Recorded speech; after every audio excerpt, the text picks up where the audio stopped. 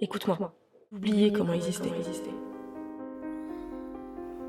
Tu l'avais promis, mais je crois que t'as encore oublié. Ne m'oublie pas.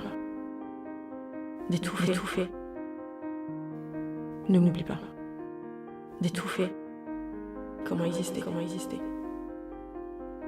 Ne m'oublie pas. Le 15 août 2018, en vidéo, tu m'as demandé de ne pas t'oublier. Merci pour ça. Je te réponds enfin. Les moments que tu vas voir défiler se sont passés entre mars et août 2019 environ. Tu m'y verras sourire et même rigoler. Je m'apprête pourtant à te parler de ce qu'il s'est passé avant, de fin juin à novembre 2018, et je te préviens, c'est assez triste. Mais l'histoire finit plutôt bien, promis. Et c'est ce que je veux te montrer en images. Au passage, au moment où je t'écris, je suis dans mon premier chez moi, rien qu'à moi. Sur les images qui défilent, tu me verras en train d'emménager. Je trouvais ça chouette de te le montrer.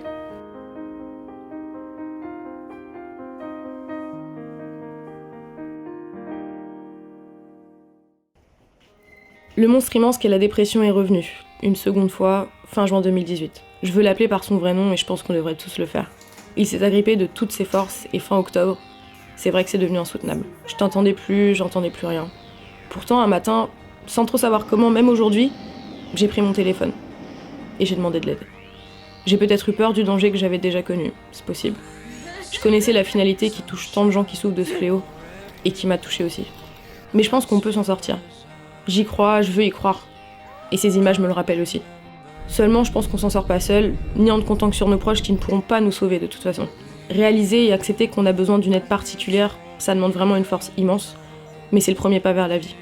Donc si vous vous reconnaissez, n'ayez jamais honte d'avoir besoin d'aide. Jamais.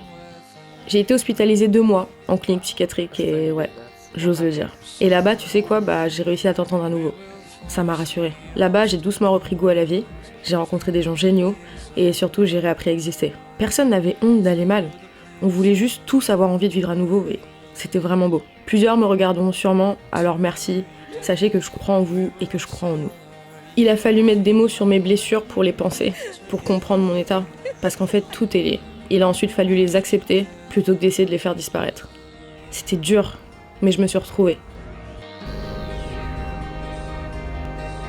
La sortie n'a pas été simple. Parfois, c'est vrai que je t'ai un peu oublié. Il y a eu des épreuves, beaucoup de changements encaissés aussi. Et puis, revenir dans le monde extérieur, après 2 mois de coupure, c'est pas simple. C'est effrayant même. On réapprend petit à petit ce que c'est que d'exister parmi les autres, dans une société où finalement, on n'ose pas trop dire que non, aujourd'hui ça ne va pas. Mais ça revient, il faut juste un peu s'accrocher, parce que c'est pas si mal dehors. J'ai fini par retrouver les miens, qu'on ne voit d'ailleurs pas tous en vidéo, qui ont su m'attendre. Combattre la dépression, mine de rien, c'est aussi une épreuve pour nos proches.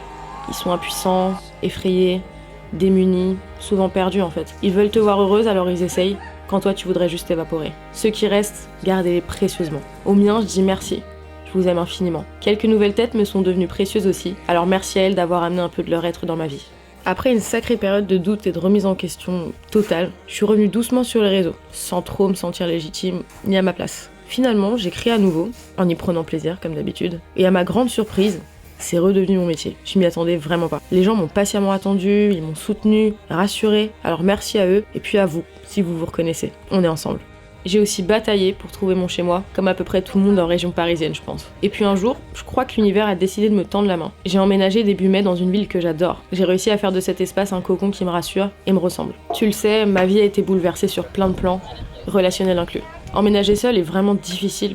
Il y a cette impression de perdre ses repères, parfois pieds. J'ai découvert la solitude, dans ce qu'elle a de dur, mais aussi de parfois plus doux. Je crois qu'on finit toujours par se faire à tout en fait. À l'absence, à l'inconnu, on avance, on se redécouvre. Et puis je me dis que chaque personne ayant fait partie de ma vie m'a apporté quelque chose. Alors envers certaines, je serai toujours reconnaissante. Et même si nos chemins se sont séparés, je les aimerai toujours et je leur souhaite d'exister encore plus fort. C'est ce que j'essaye de garder de nous et de nos vécus ensemble, qu'importe la suite.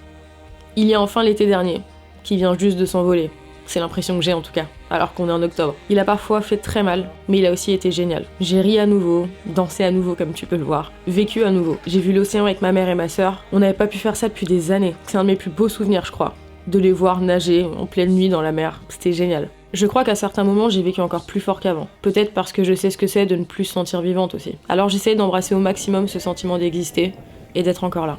Bon et bien voilà, ça y est, on est fin octobre. Ça passe vite, hein. Tu sais, malgré tous ces combats, qui sont à l'origine de mes absences ici et puis ailleurs sur internet, je me rends compte que j'ai vraiment toujours envie de créer. Que ce soit en vidéo mais aussi en écriture. Mine de rien, j'ai mes projets de romans qui m'attendent, et depuis tellement longtemps. C'est comme ça que je me sens vivante, en créant. C'est comme ça que je me retrouve, que je me sens épanouie en fait. Et puis le fait de partager, ça rajoute vraiment quelque chose de fort.